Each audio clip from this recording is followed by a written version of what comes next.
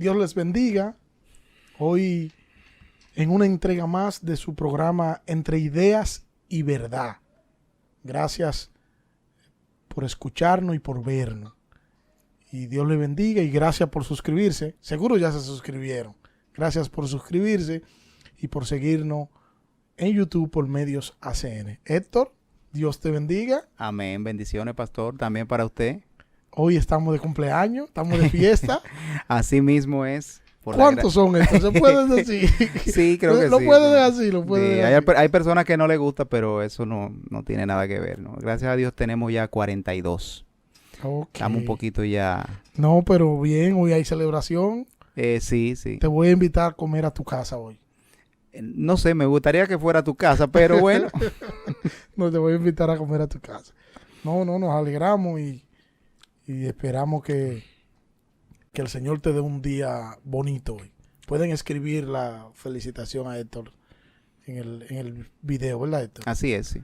Y tal y como dijimos en el video anterior, cualquier tema que quieran que tratemos, pueden sugerirlo y luego nosotros estaremos en la semana siguiente dándoles respuesta de cuándo trataríamos ese tema. Hoy vamos a tratar un tema espinoso, podríamos decir esto. Bueno, es un tema que da mucho que hablar y yo creo que hay mucha desinformación con relación a este tema. Sí, hay muchas cosas dentro del pueblo cristiano que se desconocen y hay mucha forma de una aplicación inadecuada, ¿no? De lo que es la Biblia, el tema, lo que dice la Biblia en cuanto a ese tema.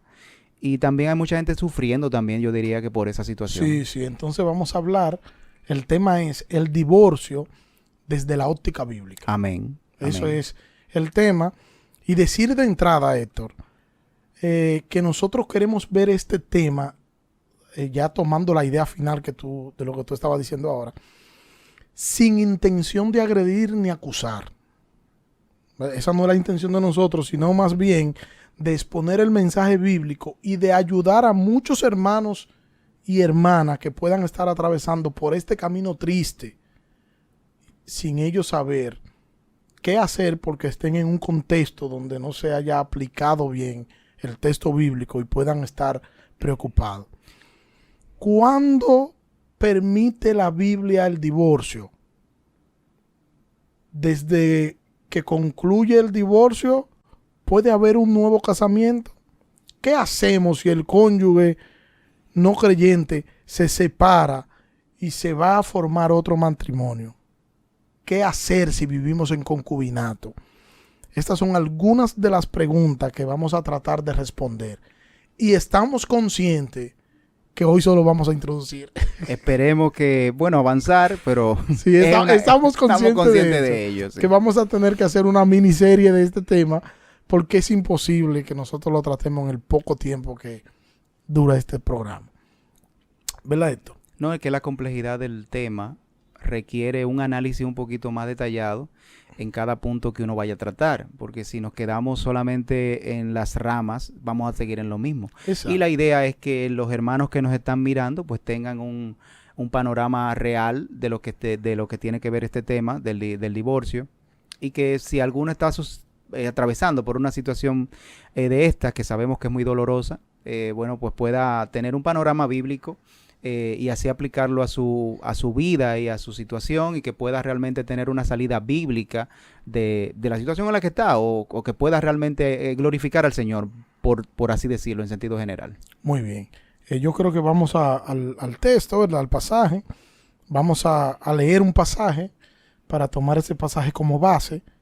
Un pasaje interesante que es el pasaje de Marcos, ¿verdad, Héctor? Sí, Marcos 10, desde el versículo 1 hasta el versículo 12. Dice así: levantándose de allí, vino a la región de Judea y al otro lado del Jordán, y volvió al pueblo a juntarse a él. Y de nuevo les enseñaba como solía.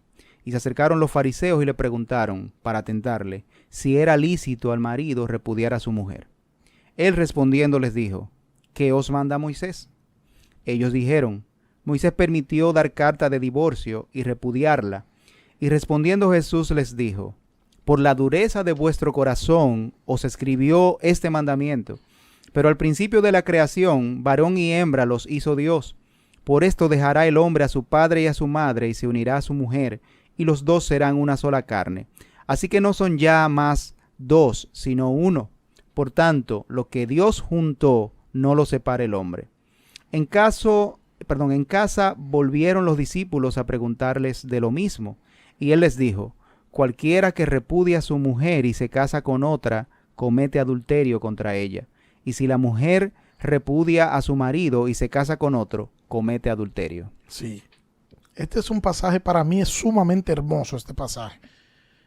Por la pregunta de los fariseos están preguntando sobre el divorcio y es una pregunta espinosa porque ellos tienen una intención detrás. En el contexto en el que se da esto, de hecho en el lugar donde ellos están, el gobernador de ese lugar por esta razón había matado a Juan el Bautista. Y este pasaje, cuando digo que es un pasaje hermoso, es porque ellos le están preguntando a Jesús del divorcio y Jesús no le habla del divorcio, Jesús le habla del matrimonio. Eso es así. El Señor básicamente comienza a dar una interpretación. Siempre hemos escuchado que, bueno, el mismo Señor Jesucristo lo dice, que Él no vino a abrogar la ley, sino a hacerla cumplir, para cumplirla, perdón.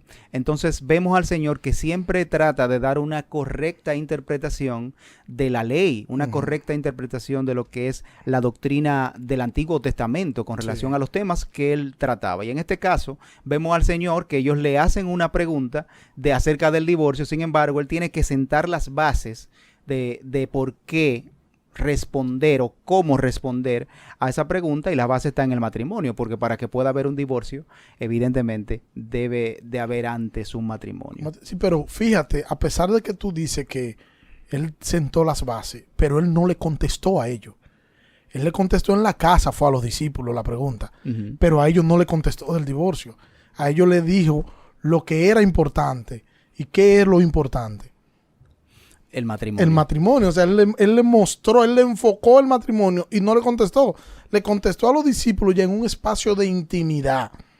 No hacía esto que están buscando provocar y crear cierto problema. Ahora, creo que es oportuno y que empecemos por ahí. No, claro, sí. ¿Qué es el matrimonio? Cuando nosotros hablamos de matrimonio, ¿de qué estamos hablando? ¿Qué es un matrimonio? El matrimonio es un pacto que se hace entre un hombre y una mujer delante de Dios o tomando a Dios como testigo. Antes uno podía decir esto, el matrimonio es la unión de dos personas. Si tú supieras Ya que no. yo estuve pensando en un momento cuando estaba pensando en eso, estaba meditando en eso, y el matrimonio es un pacto entre dos personas, y me vino solamente, digo, no puedo decir dos personas, No. tiene que ser entre un hombre y una mujer para que no se vayan por otro no se camino. vaya a Por eso, malinterpretar. sí, y es importante que tengamos en cuenta de que es un pacto, no es un contrato, no es un acuerdo. Es un pacto, que son cosas diferentes y que se hace delante de Dios. O sea, que hay tres personas, por así decirlo, involucradas en este acto, y es un pacto que ya por sí los pactos son solemnes, ¿no? Pero que la solemnidad de este es sumamente grande, principalmente porque en primer lugar, porque se está haciendo delante de Dios este compromiso, este pacto, y en segundo lugar, por la importancia que conlleva el matrimonio, que el mismo Dios se presenta tanto en el Antiguo Testamento como en el Nuevo Testamento como el esposo de su pueblo en el Antiguo Testamento y de la iglesia en el Nuevo Testamento. Sí, no, y encontramos a Pablo diciendo, ¿no?, que el matrimonio es una analogía de la relación de Cristo con la iglesia. O sea, la importancia del matrimonio es tal que se está mostrando, todo matrimonio está mostrando la relación de Cristo con su iglesia. Para eso el matrimonio existe. Sí, y eso debería de realmente mostrarnos la importancia del matrimonio, que yo creo que en los últimos tiempos las personas no le dan la importancia que Dios le da al matrimonio. Si le dieran la importancia que Dios le da al matrimonio, las personas no se casaran como se casan ahora, que hay muchas personas que se casan pensando en un divorcio, ni siquiera no piensan en un matrimonio con perpetuidad, sino, bueno, si no me gusta, si no me conviene, termino. yo hago esto. Sí. Mira, vamos a separar, a casarnos con separación de bienes. De bienes y hay Y otro de viernes. de viernes Sí. también. Y si no funciona, dejamos esto aquí. Si funciona, le damos para allá, porque la gente va a un matrimonio, esto, con la mentalidad de que va a buscar y hay que darle. Y si yo voy a buscar y no encuentro lo que estoy buscando, porque la relación matrimonial la centran en ello, una forma egoísta.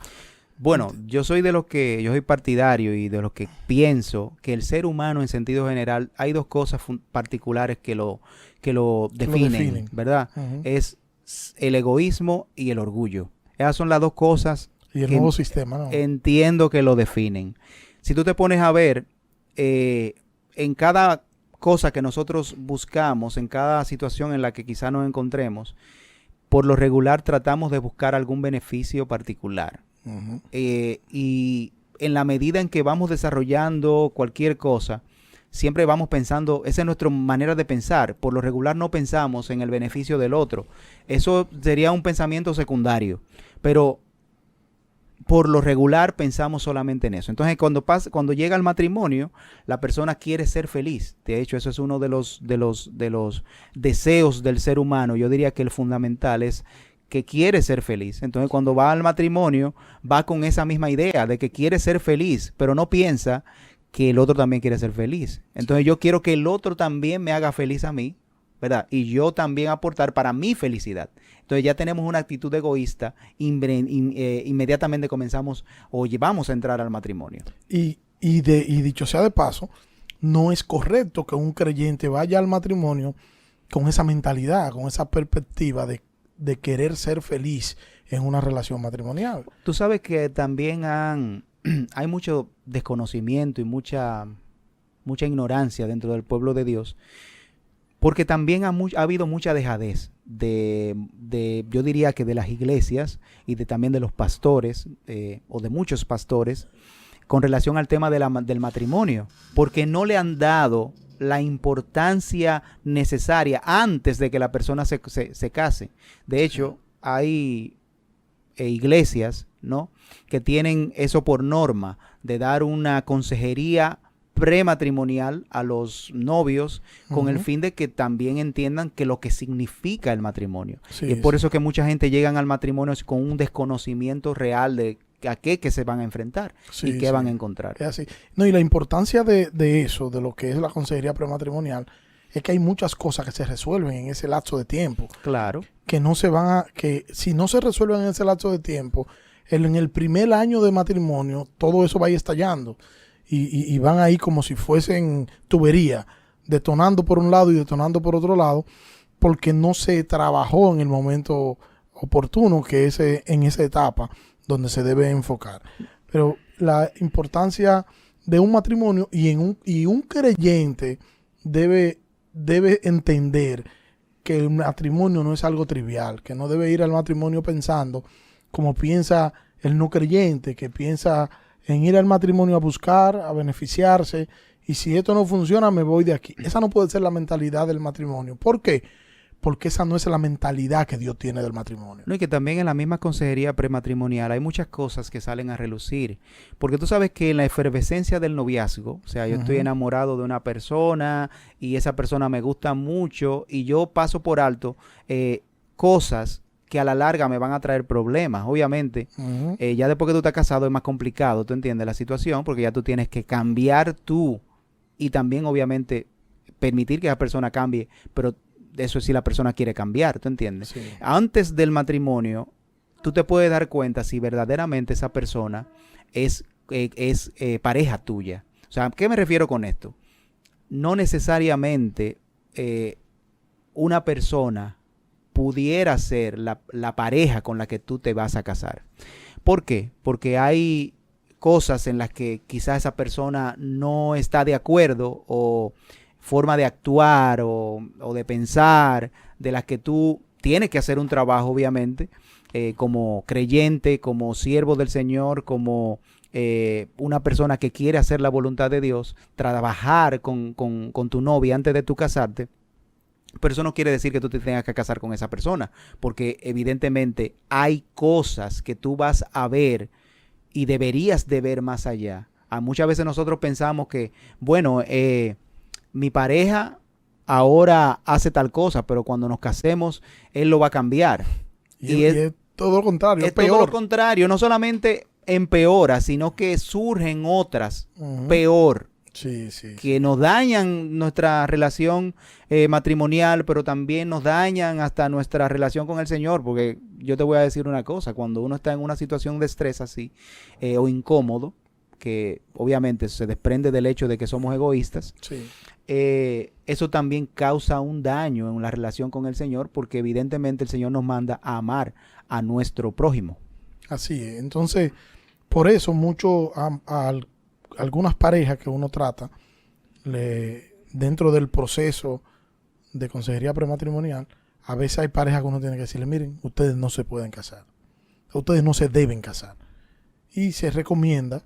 Hay quienes se llevan del consejo y hay quienes no, y lo que no casi siempre no le va muy bien.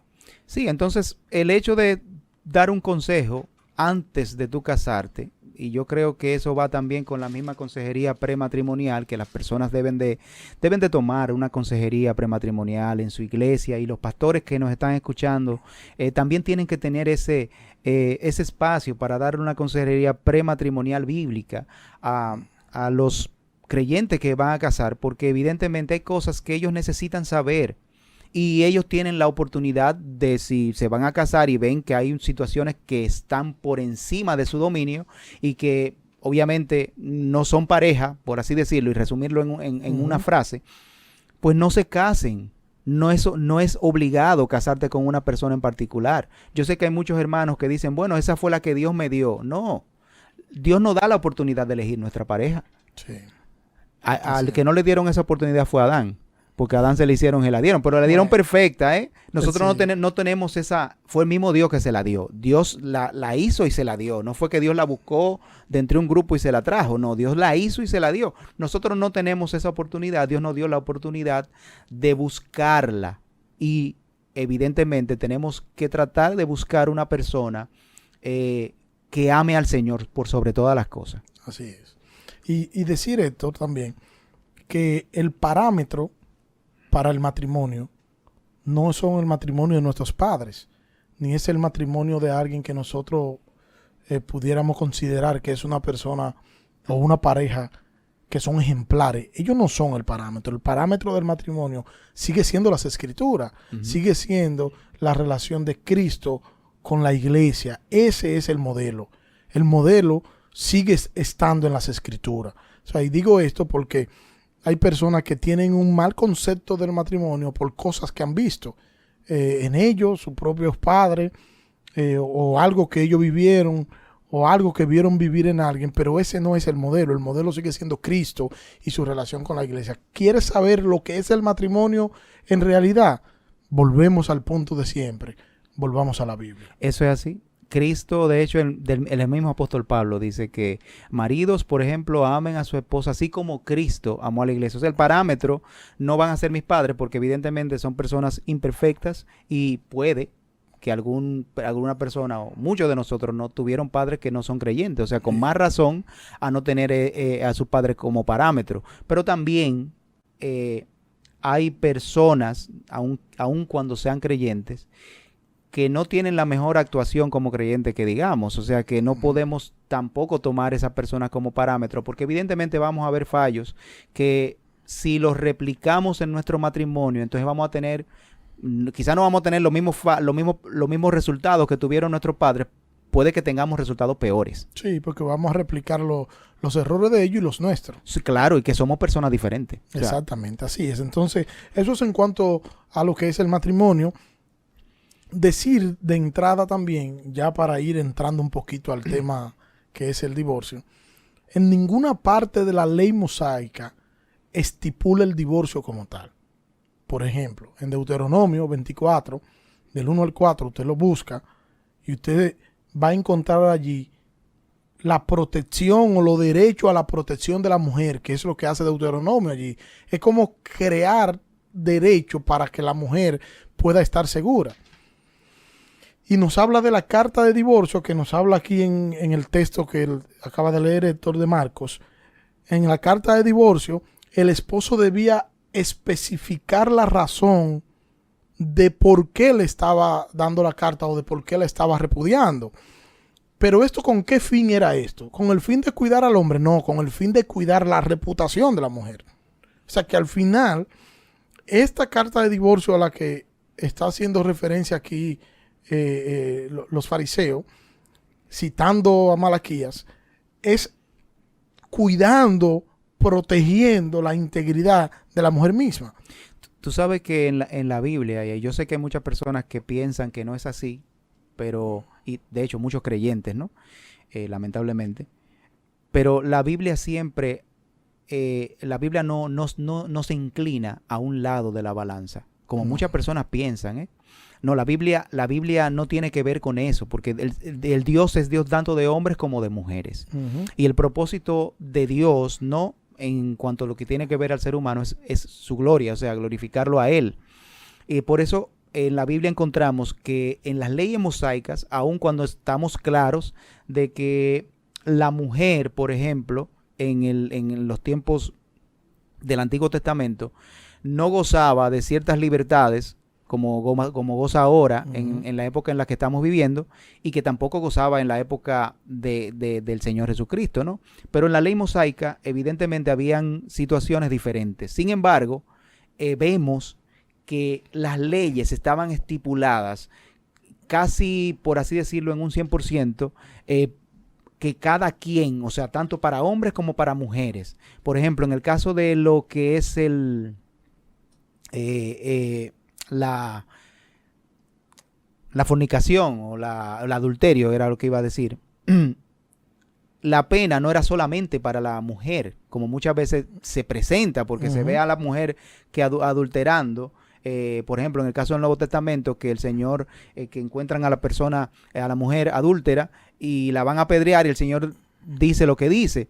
En ese caso particular solamente estamos viendo el cuadro de la mujer, pero en el Antiguo Testamento la ley establecía tanto al hombre como a la mujer era que se iba a apedrear. O sea que vemos que ahí lo que se introdujo fue una práctica totalmente antibíblica, por así decirlo, por encima de la ley, y que solamente se aplicaba en esos casos, por así decirlo, a la mujer. O sea que lo aplicaban a la mujer, pero también el hombre tenía que pagar con su vida en ese caso. Sí, así es. Entonces, ¿qué nosotros encontramos? Encontramos que los fariseos habían distorsionado el texto de Deuteronomio, como habían distorsionado todo el texto del Antiguo Testamento. Y ellos llegaron al punto de decir que se podían divorciar por cualquier cosa. De hecho, habían dos escuelas principales, que era la escuela de Chamán y la escuela de Hiler. Y ellos, cada quien, había una pugna de cuál era más estricto que el otro. Uno decían que si la mujer quemaba una comida, ya eso era algo reprochable. El otro decía, no, eso no es algo reprochable. Algo reprochable es que la mujer hable en público al hombre y eso le sea al hombre desagradable. Si le es desagradable, eso es suficiente para que el hombre se divorcie. Y así introdujeron un sinnúmero de normas y de cosas apartado, divorciado por completo de lo que es el texto bíblico, de lo que era el espíritu de la ley misma y del mandato que el Señor le estaba dando. A todo esto el Señor le muestra que quien los creó a ellos al principio no los creó para que se divorciaran. Y eso es lo que el Señor le está diciendo. De hecho, ahí el mismo Señor introduce un tema muy particular, por así decirlo. Lo dice de manera implícita, lo deja claro. El matrimonio era entre un hombre y una mujer, ¿verdad? Pero no entre un hombre y varias mujeres, que era una práctica, por ejemplo, en el Antiguo Testamento, donde la poligamia, pero del Señor dice, en el principio no era así. Eso es interesante. ¿Cómo era en el principio? Él le creó a Adán una mujer. Una mujer. Y eran esposos, y él constituyó así la familia. Así es. Entonces es así. Entonces, de forma sencilla, para decirlo de una forma sencilla, para contestar qué es un divorcio, se puede definir como la disolución del matrimonio. Así es. Un matrimonio dictaminado por un tribunal a solicitud de ambos cónyuges o a solicitud de una sola parte. ¿Por qué digo eso? Porque en la República Dominicana existen 3 tipos de divorcio. Existe lo que es el divorcio de mutuo consentimiento o mutuo acuerdo, el divorcio por causa determinada y lo que se llama el divorcio especial o divorcio al vapor, que es como se le dice. Se estipula para cada uno de estos divorcios un tiempo determinado. Por ejemplo, el divorcio de mutuo acuerdo dura un promedio de 4 meses. El que es por causa determinada dura 1 año aproximadamente. Y el divorcio al vapor, como se le dice, dura aproximadamente 7 días. Y es que hasta dónde hemos llegado. En 7 días es suficiente. Tenemos que reconocer que en nuestros días se ha relajado lo que es el tema de la relación matrimonial. Se ha bajado, se ha degradado el matrimonio. Y el concepto que tiene la sociedad de hoy del matrimonio es un concepto muy diferente a lo que es el concepto bíblico. Pero no solo eso, esto. El concepto que tiene la iglesia de hoy del matrimonio, yo podría decir en el 85%, no es el concepto bíblico. Ese es el problema. Poco a poco, el mundo, yo diría, no puedo generalizar nuevamente, ¿no? Pero sí, lamentablemente, la iglesia ha dejado de mirar hacia donde tiene que mirar, que es a la Biblia y al Señor, y ha comenzado a ver al mundo. Obviamente, hay problemas que han surgido, ¿no?, dentro de lo que es el cuerpo de Cristo, y no han buscado solución en la Biblia, han buscado solución en psicólogos, han buscado solución en el mundo, han buscado solución en las leyes mundanas. Y yo creo que prácticamente todo eso es producto del poco compromiso que tiene la gente con Dios. No con el otro, sino Dios. El poco compromiso que tienen las personas con Dios. Porque si la iglesia estuviera comprometida con el Señor, donde primero buscara solución es en la Biblia. Así es. Vamos a buscar una solución en la Biblia, a ver qué Dios me dice. Sin embargo, no es eso lo que se busca. Lo que se busca es resolver una situación por cualquier medio. Así es. Y han terminado trivializando lo que es la relación matrimonial. ¿Cómo vemos esto?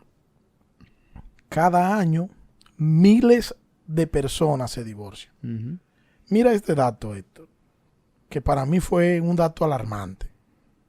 En el 2018 se casaron 50,057 parejas.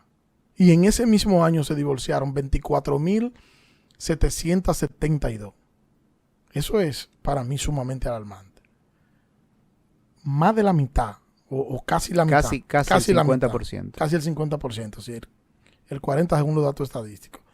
Conforme a los datos de la Oficina Nacional de Estadística, en los 10 años que comprende, el 2009 al 2018, en la República Dominicana se registraron un total de 466,531 matrimonios, y durante esos 10 años se produjeron 199,296 divorcios. Y mira lo que dice un artículo, Héctor, un artículo del día titulado "El 44% de los matrimonios terminan en divorcio", uh-huh, de Joanna Matos, del 23 de abril del 2019. Dice, cito: "Entre los años 2003 y 2019, en el país se generaron más de 316,000 matrimonios y unos 140,000 divorcios, lo que coloca la tasa de divorcio en un 44%, promediando unos 20,000 por año, según datos de la Junta Central Electoral". Es un dato escalofriante y es un dato para que la sociedad, en vez de estar enfocando los cañones por otro lado, tengamos que hacer un alto y pensar qué está sucediendo en nuestra sociedad, porque estos números son alarmantes y son números fríos que están ahí, que no son números que nos lo estamos inventando. Según un artículo de Coalición por el Evangelio que me llamó mucho la atención, dice, cito, el matrimonio está en crisis. Según datos de Estados Unidos, más del 40% de los matrimonios terminan en divorcio. En México la cifra es del 18%, con un aumento del 14% desde el 1980. Tristemente, y esta es la parte que más me duele, tristemente las estadísticas de la iglesia no son muy diferentes a las del mundo. Son prácticamente iguales, yo diría. Igual, o sea, lo mismo que nosotros estamos viendo y lo que está sucediendo en el mundo con relación al divorcio, eso mismo está sucediendo en la iglesia y es por lo que ya hemos dicho, ¿cierto? Sí. Yo estaba mirando una vez una película no recuerdo el nombre de la película, pero sí esta película mostraba una persona que como que viajó en el tiempo y vino al futuro. Y bueno, él era una persona, por así decirlo, un puritano. Pero ¿qué sucede? Que cuando a él le dicen el porcentaje de divorcios que hay, que era de 2 de cada 5 personas, cada 5 matrimonios, 2 de cada 5 matrimonios terminaban en divorcio, él quedó alarmado. Yo, pero ¿cómo es posible? Divorcio.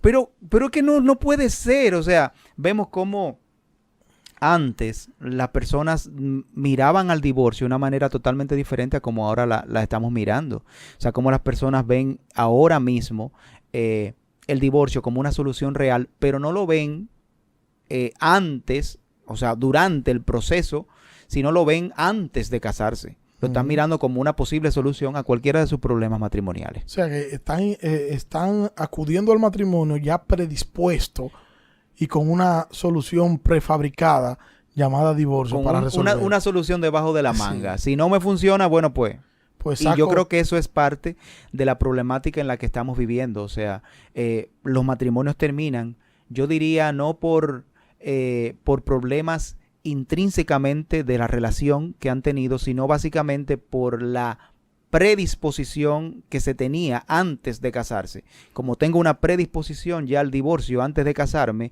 bueno, pues esa es la solución que yo voy a buscar de antemano. Si no existiera esa solución antes de casarse, se tirara hasta la última gota de sudor para resolverla. Pero como ya lo tenemos ahí, y tú sabes que si tengo una herramienta, yo la voy a usar. Sí, pero tú dices de una predisposición, y hay que ser justo con quien nos está escuchando. ¿Tú crees que tiene una predisposición una mujer que no se sienta amada por su marido? ¿Tiene una predisposición? Yo no me siento amada por él y yo me quiero separar de él y casarme con otro hombre que sí me ame.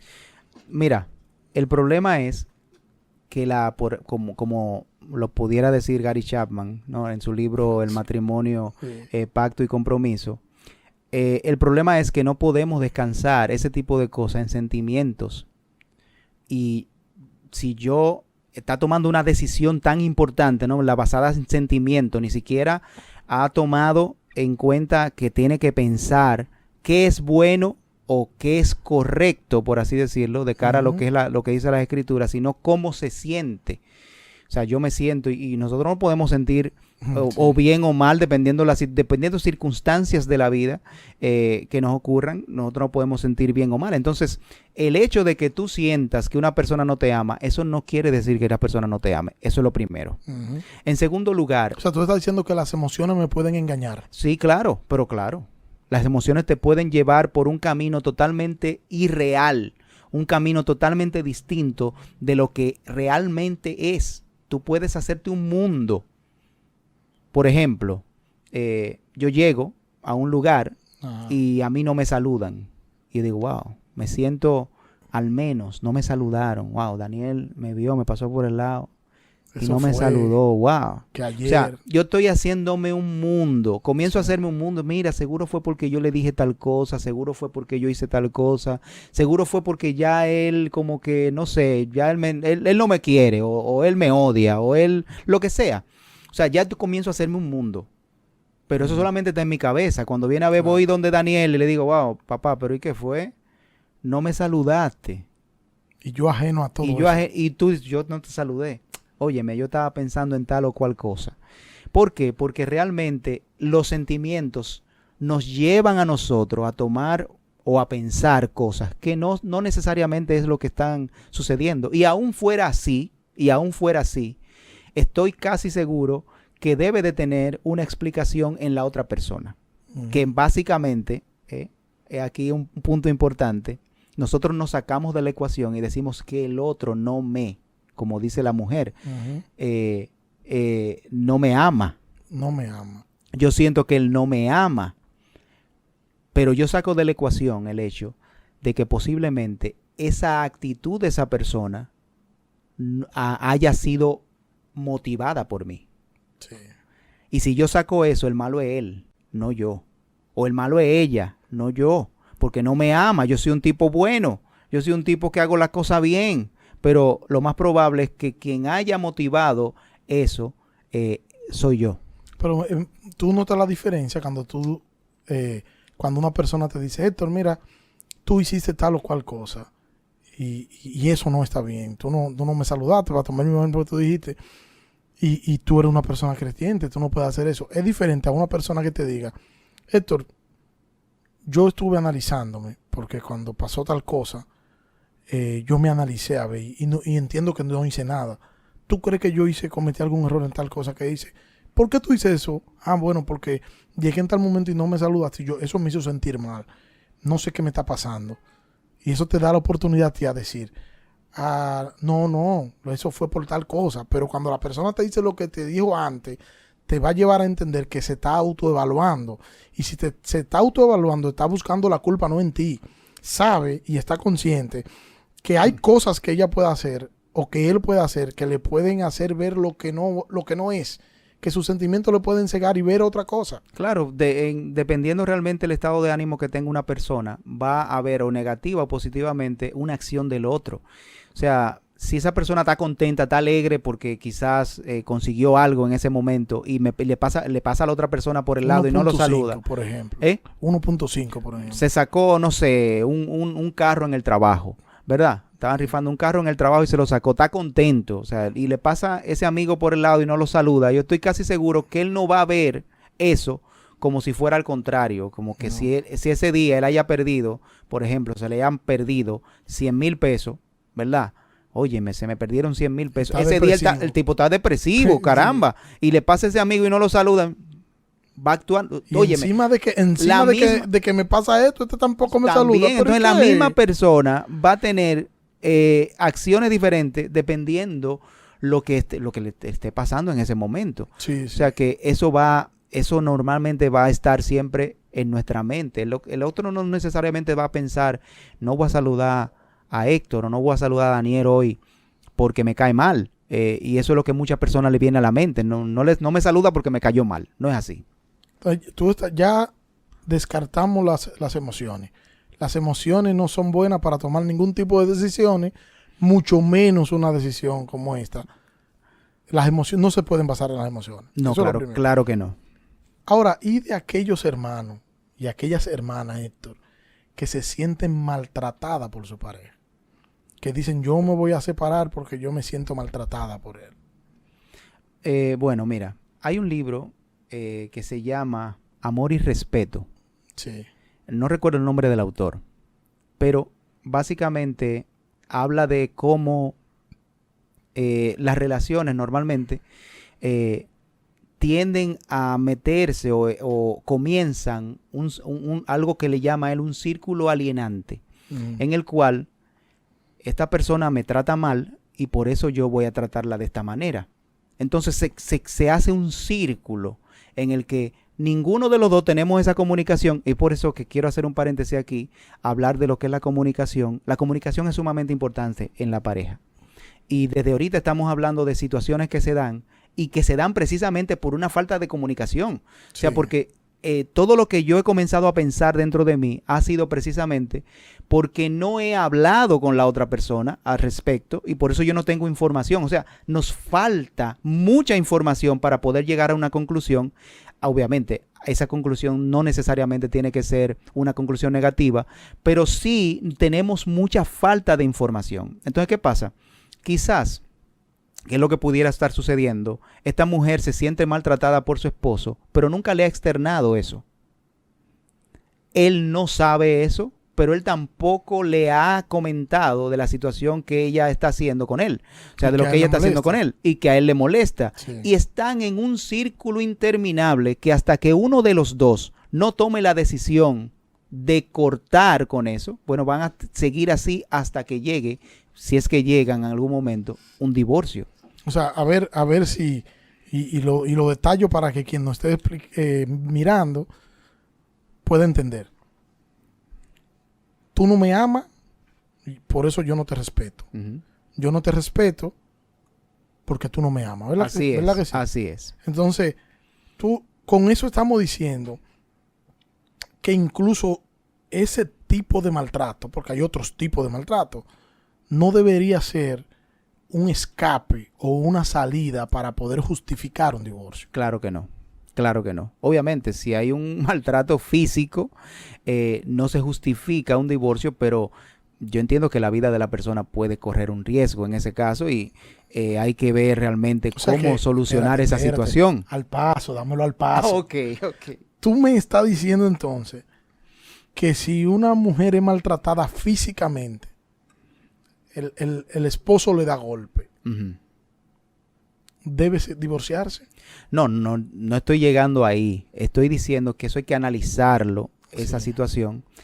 Lo que no debe de quedarse junto con él, obviamente, porque evidentemente la mayoría de casos donde las mujeres mueren o los femicidios, como le dicen, cosa que yo entiendo que no es femicidio, porque eso carece de significado, porque un homicidio es matar a una persona. O sea que el término homicidio queda perfectamente para un hombre o una mujer. Y nadie mata a una mujer por ser mujer. O sea que femicidio está prácticamente, particularmente yo, está descartado. ¿Entiendo? Porque su definición realmente no es como la quieren mostrar. O sea, pero bueno, en la mayoría de los casos, la persona o la mayoría de estos casos, ¿no? Donde la mujer es maltratada, sucede que terminan en muertes, precisamente porque las mujeres se quedan en el entorno donde está el hombre y obviamente no hay una situación en la que le permita al hombre cambiar.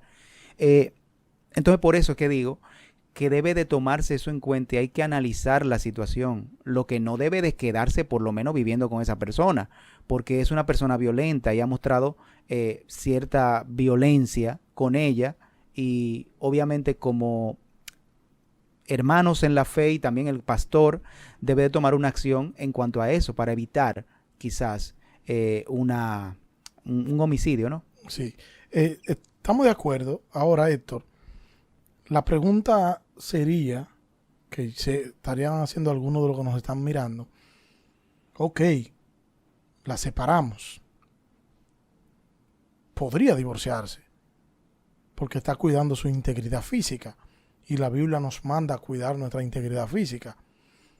La pregunta para mí central aquí sería, ¿y puede casarse después de? Entonces nos vamos a encontrar que la Biblia descalifica eso. Entonces, ese punto más los puntos que quedan a continuación lo vamos a estar tratando en el próximo programa. ¿Cuándo permite la Biblia el divorcio? Vamos a empezar con ese en el próximo programa. Una vez la Biblia permite el divorcio, ¿puede haber un nuevo casamiento? ¿Y cuáles son las razones también por las cuales la Biblia? Sí, ¿cuáles son las razones exactamente? ¿Qué hacemos si el cónyuge que no es creyente se va y forma otro matrimonio? ¿Debe la mujer quedarse atada a ese hombre que ya hizo una vida por otro lado? ¿Y qué debe hacer una persona o un creyente que vive en concubinato? Estos son los temas que vamos a estar completando en el próximo video. Esta fue solo la introducción. Por eso dijimos al principio que era imposible nosotros concluir con un solo, pero le vamos a dar una miniserie, ¿verdad? Así es. Una miniserie. Así que Dios le bendiga mucho, Héctor. Dios le bendiga y que el Señor bendiga su vida, ¿no? Amén. Y esperamos en el Señor que este tema pueda ser de bendición así como han sido los demás temas que hemos tratado. Amén. Dios le bendiga.